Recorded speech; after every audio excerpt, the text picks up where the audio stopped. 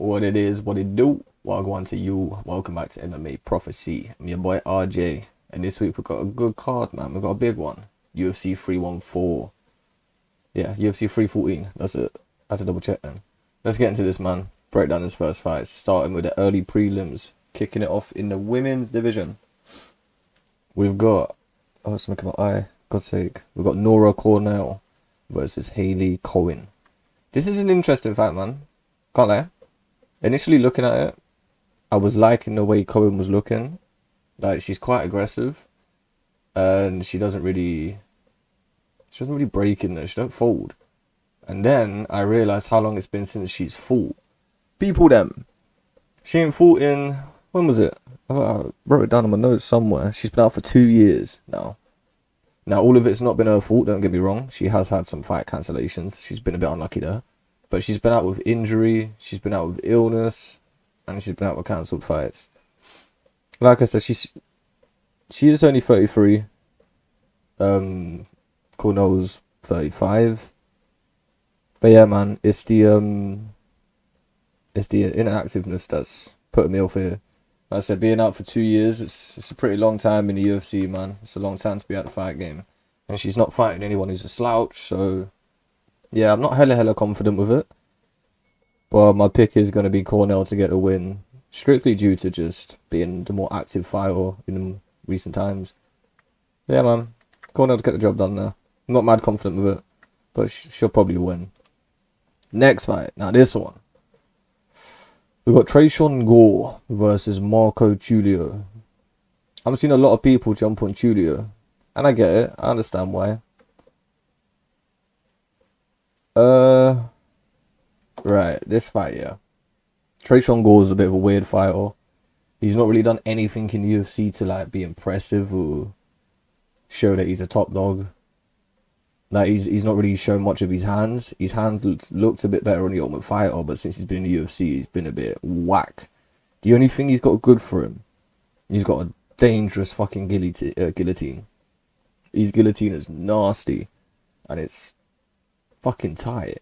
With Tulio, what I don't like about him, he leaves himself open when he's striking, man. Like, his hands are like near his waist, and it works for him because he's a really awkward striker. Like, he's got quite a unique style. It's a bit weird. It looks like it shouldn't work, and it does. It's one of them ones. He's got some decent leg kicks, but he doesn't really kick above the waist that often. He does throw head kicks, but not often. You'll mainly see him chopping the leg, the odd body shot, and then the straight 1-2. He's got a good straight. Well, he's got good straight punches in general. Like, he's better at range on the outside. I'm just not as confident, you know. I feel like Tresean Gore's improving. He's proved that. Even though we don't fight often. Being, like, the massive underdog that he is, and, like, as big as a favourite Tulio is, fam, I'm taking Tresean Gore. I'm probably the only person in the world that is going with Gore.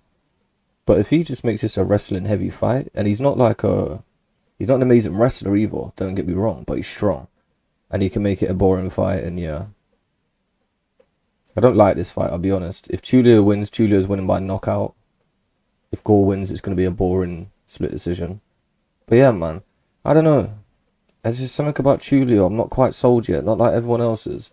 Like I said, when he comes up against another good striker, he's going to get found out the way he keeps his hands low. And he just drops him by his waist when he's engaging about to strike. So, yeah, man. Fuck it. With the odds, how crazy they are. And Tulio a bit on Tapology being a minus 355 favourite. Give me Tresean Gore, man.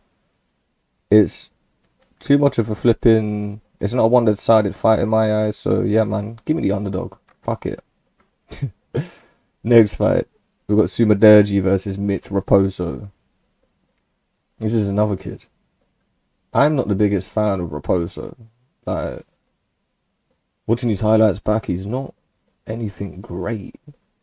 Sumaderji has lost his last 3 though. That's insane. That don't look good. He's only 29 though. Dude's been in some wars. Sumaderji's got some solid leg kicks. He's got a decent takedown defense game, to be honest. He's got a good chin. He's tough. He's got some BJJ if he needs it, but he needs to improve off his back. I think he's a bit too comfortable just laying there. He lacks blocking, tends to block a lot with his face. and he fades later in the fights because he tends to get into wild fights. But with Raposo, like, yeah, he's a fast striker, but he's not very accurate with his strikes, I'll be honest. He kind of just throws them out there. He mainly only throws a 1-2. Needs to get a bit more creative with it. He is improving, like, he has improved. And he is young, but yeah, man, he wants to wrestle. His grappling defense ain't that great himself. He was getting taken out a lot in his Dana White Contender Series fight, which I didn't like, but that was quite a while ago now, to be fair, time ago. Yeah, I'm just not fully sold on the kid yet. I can see the hype behind him, but I don't think he's as good as what everyone's making out. So, with the 3-inch height advantage being on his side as well, and he's got a massive, like, 7 to 8 reach advantage, which is insane. Give me Sumaderji, man. It should be a fairly easy enough fight for him. Like I say before, no fight's easy. But I can't see him struggling too much in this fight, man. Sumaderji to get the win. Can't see him having too many issues with it. Now, this fight's interesting. This fight is very interesting. We've got Cedric Dumas. Cedricus Dumas versus Michael Oleksiejczuk. I can't even say his name. Even though I do know his name. I've seen him fight so many fucking times. Oleg. This fight, yeah. Initially, when I looked at it, I was like, yeah, I got Dumas. Dumas should beat him fairly easy. And then I watched Dumas' fights back. And honestly, I think he lacks confidence in his own chin. I think he knows he's not got a chin, you know. And it don't take someone with that much power to knock him out. And I think that's why he's become so wrestling heavy in his game. And he's not bad at it. Like, he's actually a better wrestler than what I thought he was going to be. I was quite surprised. With Oleg, this guy, man, I feel sorry for the youth. He's had some rough fights. But Kevin Holland snapped his arm in half. Dirty. That was nasty. Pereira, when he fought him, absolutely destroyed his body with the knee and them body shots. And when he fought Magomed, he gave him a bit of a better fight. Oleg did, I mean. And with Oleg, where I can see why he's a favourite in this fight, he's boxing and slept on a little bit. Well, he's striking, should I say. He dropped Kevin Holland, bro. Kevin Holland ain't no easy guy to drop. Like, he knows what he's doing on the feet when it comes to striking. And he also caught Holland and he caught Magomed. Like, I know a lot of people like have fell off Magomed a bit since he got like absolutely dominated in the wrestling, but yeah, bro, he's not a slouch, and I can see why people are picking him and why he's the favourite. But overall, Dumas is the better striker. Like, facts, he's the more skillful striker. That's not a fucking question. I do think Oleg's got more power in his hands though. I think he's got more powerful punches, to be honest. This is going to be a mad interesting fight. I am going to pick Dumas. The only reason is, I think he's going to mix it up a lot with his wrestling. So Oleg is not afraid to walk forward, and he is going to hunt Dumas down because he's fine to take a back step. He doesn't care. And whenever Oleg tries to really engage with the striking, I can see Dumas shooting takedowns, taking him down. I don't see him keeping him down. I do think Oleg could get back up. But I just see it being that kind of fight. Dumas landing strikes here and there, same as Oleg, but then Dumas adds the wrestling to it. And I think that's where it's going to steal the fight for him. So, interesting fight, man. It's another underdog pick as well, so give me Dumas. But I totally understand why people are picking Oleg. Don't sleep on Oleg just because of his last 3 fights. He's been absolutely battered. Minus the Magomed. Like I said, well, I was quite impressed with him against Magomed. He aged well, that fight. Anyway, this one. Kicking off the prelims, this one is. So that was the feature prelim. The feature early prelim bout was Dumas and Oleg. So kicking off the prelims, got Darren Elkins versus Julian Erosa. Erosa's such a weird fighter. The prospect killer. But will let a flipping slouch, not very good fighter beat him up. So he's a weird fighter, man. He's got a unique style as well. Like Elkins, you know the MMA game, right? Like by now, you should know what Elkins is. He's tough. He's got a decent enough chin-ish. No, not really. He can wrestle. He knows BJJ. His cardio's beast. We'll give him that. Like, it's Darren Elkins. He's 40 years old, man. Come on. It's Darren Elkins. With Erosa, He holds his hands by his fucking waist, and I hate it. I don't like it, man. But it kind of works for him. Kind of. It don't because he's lost a few, but yeah, anyway. He keeps his hands by his waist. He hasn't got a good chin. He actually gets dropped quite easy, but he's got fucking heart and he's tough, so he doesn't get knocked out. But he can get dropped quite easy, I've noticed, Arrozo. He's weirdly a good striker. Like, it's strange. He's got dog in him. He's got really good forward pressure, Arrozo. Like, he don't mind getting in your face and making it a fight. He's aggressive, man, and he's also got the jiu-jitsu, so against Elkins, it should be no challenge for him at all. But like I said, with this guy, you never know, man. He destroys prospects, but loses to these guys that should be on their way out. So be careful betting Arrozo. But Arrozo's the pick. And it should be a fucking guaranteed win for him, man. This fight's good. Chase Hooper versus Jim Miller. Famalama Shamalam. What a fight. What a flipping trajectory Chase Hooper's been on, man. Like, when we first see him fight, everyone was calling him Ben Askren's son, and he was fucking skinny. He didn't even look like a fighter. Look at him now, bro. Man's grown into his body. He's quite beefy. He's learned how to strike. He's not a bad striker anymore. And his ground game, like, he had decent BJJ. Now his BJJ is dangerous. He's proper leveled up his ground game, even though it was good already. Yeah, man. Mad impressed with Chase Hooper. And I think he's going to get the win. I'll be honest. So with Jim Miller, he's a BJJ animal, as we know. He's got hands. But he's an old-ass veteran now. Yeah, he's good all round, but he's old. I think he's past it now. He's rode his luck. He's going to be 42 in 3 months' time. No, he ain't.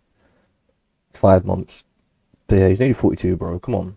With Hooper, he's younger. He's, like I said, he's got the more dangerous D of BJJ. He's got heart, man. As a kid, he's tough. He's proven it. And like I said, he's improved his striking. Like, he's on a rise, whereas Miller's on a decline. So give me Chase Hooper. But with the odds, a minus 700 favourite for Hooper? Don't waste our times, man. Just watch the fight, people. Enjoy it. Don't waste your money betting that shit. Next fight. Ooh yeah, big fight. Hard fight to predict. Jesus. Verno Jandiroba versus Xiaonan Yan. Now. I swayed with this fight a bit. My initial pick was Yan. And then I thought, you know what, Jandiroba, her grappling is next level. And then I went back to Yan, man. Xiaonan Yan's going to be my pick. This is a really good matchup, like I said. But I think Xiaonan Yan is the better boxer. She's got the better hands, by far. But Jandiroba's the better grappler. She's a fucking beast, to be fair. She's like a boa constrictor. When she gets older, you ain't getting away. But I feel like Xiaonan's no slouch. She's not weak. She ain't going to give up. She gave Weili a good run for her money, man. I do think she should have had a bit of a better fight against Ricci. She should have finished Tabitha Ricci. But, yeah. Jandiroba's 37. She's not the youngest. It's not like she's on a rise and she's making her run. Like, she's making her title run. But this is her only chance for a title run. Which makes it even like more like, she's more determined and more hungry. But yeah, fuck it. Give me Xiaonan Yan just because of the people. Not even the people. Jandiroba's been in there against beast. I just feel like Xiaonan Yan's a little bit better. With her experience in the other fights as well, like I said. She's the better boxer, so she'll be calm on the feet. But Jandiroba's alright herself. But when Jandiroba takes her down and gets her down, I can see Yan getting up. Yan, sorry. And fighting to get to the feet. Don't see her getting submitted. Yeah, man, give me Xiaonan Yan, but it's going to be a horrible fight. Horrible fight to watch. To bet on, I mean. Like, if you're picking someone to watch, it's going to be a fucking great fight. But yeah, Xiaonan Yan to get a win. Stay away from it. Don't bet on it. Feature prelim bout. Ending a prelim card with a bang. We got Dan Ige, 50k, baby, versus Sean Woodson. Guy with a weird fucking physique. Looks strange. His arms are too long for his body. Fam, this one's pretty quick, straightforward. Give me Woodson all day. Dan Ige is good, but he's 5'7". Woodson's 6'2", bro. What the fuck? He's got a 7-inch reach advantage. He's a good boxer. He's a really good boxer on the outside. And that's where he's going to stay in this fight. I can't see Dan Ige landing a massive flipping right hand. Yeah, man. Woodson has shown his improvement, and he's shown he's a lot better on the feet.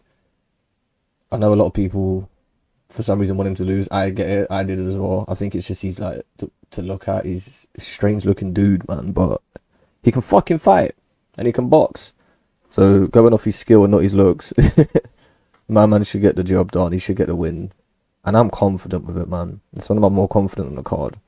Sean Woodson to get the dub, baby. Alright, bomb. Kicking off the main card. This fight's interesting. I don't know how to feel about this fight. We've got Nikita Krylov versus Dominic Reyes. Ooh, Krylov's the favourite, yeah? I swear Reyes was at one point. Let's look into this, yeah? Reyes, 35. Took him fucking years to get over the John Jones loss. Reyes, he's got a nice mix-up of strikes. He can wrestle. He's not a great wrestler, but he can wrestle. He's got a terrible chin. Horrendous chin. He has looked better recently. We'll give him that. And I actually think he's the better boxer than Krylov. Only boxing. I'm not saying he's the better striker. He's the better boxer. No, Krylov. He can be wild, man. This guy can be crazy at times. He's got better BJJ. And he's the better wrestler. But he's not fought since 2024. It's been a year. And I wasn't too sure why. I had to look into it and do some research. He's had a shoulder injury. I think he had shoulder surgery. I don't know about that, but I know he had a shoulder injury. Makes me feel a bit like, eh. Oh no, it says his last fight was 2023. What? That's insane, man. So yeah, he's 2 years off. I don't like it, but just going off how wild he can be and being a better grappler and having a better jiu-jitsu, he should beat Dominic Reyes. I don't like Reyes' chin these days. I think he's just lost the hunger for it. He's not the guy he used to be. So yeah, give me Nikita Krylov to win. I was confident in it until I'd seen my man hasn't fought in like, I thought a year, but apparently it's 2 years. So be careful, man. Krylov to get the win. I'm confident with it. Is, kind of. Next fight. This is a banger. These next 3 fights are fucking insane. 4 fights, sorry. Yair Rodriguez versus Patricio Pitbull Freire. Is that how you say his name? Freire. I can just use his nickname as his name. Rude. Right. Initially, when I first looked at this fight, I picked Pitbull. I ain't gonna lie. But I just think he's past it now. I think he's a little bit past it. Prime Pitbull, I'm picking him. But he's 37. He's due to be 38 very soon. Like Rodriguez, he's flashy, he's creative with his striking, he's fast, he's tough. Pitbull's just dangerous all round, to be fair. He's got a nice BJJ added to his game, like which he didn't have in the beginning. He's not great at it, but he's got it. He is alright all round. With Rodriguez, the only flaw, or the only thing Pitbull had over him, in my eyes, was the ground game, the wrestling. You telling me Rodriguez ain't been practicing his wrestling since his last couple fights? Get out of here, man. Was it the Volk fight? Yeah, when Rodriguez fought Volk. After that, I guarantee my man's been working religiously on his wrestling. So yeah, man. Going by age, skill. Yeah, he's got height advantage, the reach advantage, the age advantage. Give me fucking Yair Rodriguez, man. I've always been a big fan of the guy. I rarely pick against him. The only times I have is like against fucking Holloway and shit. And I picked against him against Volk. But they were both fights that he lost, so. Yeah. Give me Yair Rodriguez. I can see it being a really good fight, but I think Yair's going to school him a little bit and let him know, like, bro, you should have joined a few years ago. There's levels to this game, and you're a little bit past it now. So, give me Yair Rodriguez, man. Really good fight, though. I don't know what to do about this fight. This fight's stressing me out. Now, we've got Bryce Mitchell versus Gene Silva. Gene Silva. What am I saying? June. Get my fucking words out. Gene Silva, Bryce Mitchell. Right. I picked Silva at first, yeah? And then when I really watched the footage back on both of these guys, my confidence was not as high as it was when I first looked at these. So with Mitchell, we know he lacks a striking game. We know he's not a boxer. We know he can get knocked out. He's terrible on the feet, let's be real. But he is a monster on the ground. An absolute monster. The way he's managed to mix in the wrestling with the jiu-jitsu is next level, man. Bryce Mitchell is dangerous on the ground. With Silva, he's the way more dangerous striker. And he's got the power in his hands and he can knock him out and everything. But that's all he's got against Bryce. So Bryce can dominate and win a 3-round fight with wrestling. Or he can try and seek for the submission and finish the fight. Silva's just got to try and knock him out. And that's all he's got going for him. Is like, I need to catch him. Let me knock him out. Or if he wants to knock him out. But that's all he's got. It's the power in the hands and the better striker. I just feel like Bryce Mitchell's got a bit more of a threat against him, man. Like my head keeps telling me to pick Bryce Mitchell, but I feel like Silva's gonna beat him. I feel like Silva's probably got into his head a bit and everything, but with everything Bryce has had going on lately, I do think he's gonna be a bit more mentally tougher, and he don't seem pissed off since the press conference and stuff, but he seems agitated. He seems annoyed a bit, but not to where it's like affecting him mentally when it comes to fucking head focus, game plan, all that shit. So I want to pick Bryce Mitchell, you know. I just don't remember to. I'm doing it. If he gets knocked out, fair. It happens. I said it could happen. But I'm picking Bryce Mitchell. I think he might school Silva on the ground. I think he might teach him a bit of a lesson. Yeah, man, give me Bryce Mitchell for a ground-heavy dominating fight. Maybe a submission. I'm not joking. Don't be surprised if he gets a wizard or a twister or some crazy shit. Silva's getting to him a bit. Not in a bad way, though. Like, so, yeah, fuck it. Give me Bryce Mitchell to get the win, man. Oh, my days, I can't believe I said that. Let's go. Next fight. Michael Chandler versus Paddy Pimblett. Gang. Chandler. Powerful hands. We know this. He throws heavy early, so he gasses later. He's a tough motherfucker, man. He's a beast of a wrestler. An absolute beast of a wrestler. But he's 38 years old. He's a shredded 38 years old. And he's an in-shape 38-year-old. But I feel like Chandler's here for a good time, not a long time. He said that. And yeah, I think he's just here to like... He wants every fight he's had in the UFC to have highlights and be like fight of the night and stuff like that.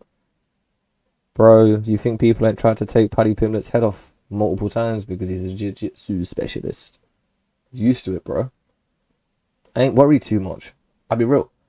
I think Paddy Pimblett's gonna fucking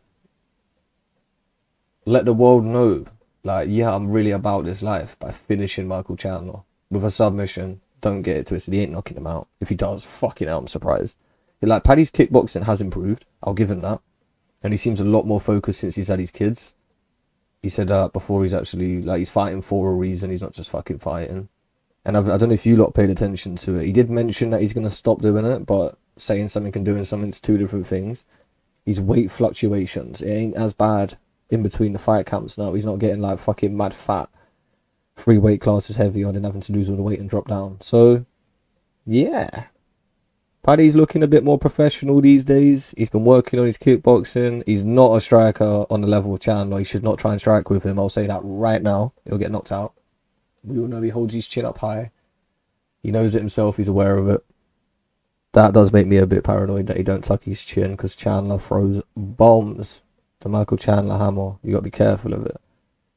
But Famalam, give me it. This is Paddy's rising. This is his moment where he makes his title run. He ain't beating Makachev. Let's be real there. But yeah, man. Paddy Pimblett to get the job done in a mad entertaining fight.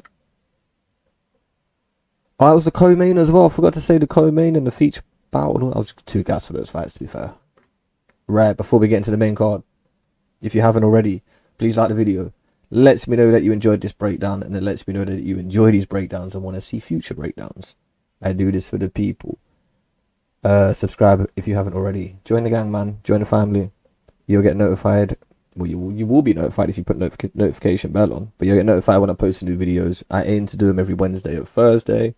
If you guys want more, if you want like predictions video and then a breakdown after weigh-ins and stuff like that, yo, let me know, man.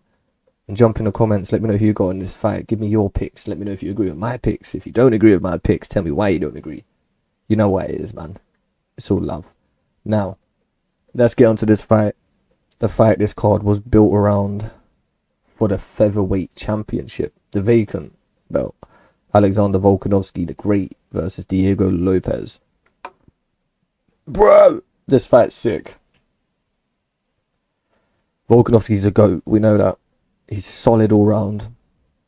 He's fast. He's strong. He's tough. He's got heart. He's a dog. But he's 36 and a half years old now, bro. He's been there. He's had his title run. He's fought some big dogs. He's had his fucking rivalry fights, trilogy fights. He's done a lot, man. He's been about now. He's been in there with some dogs.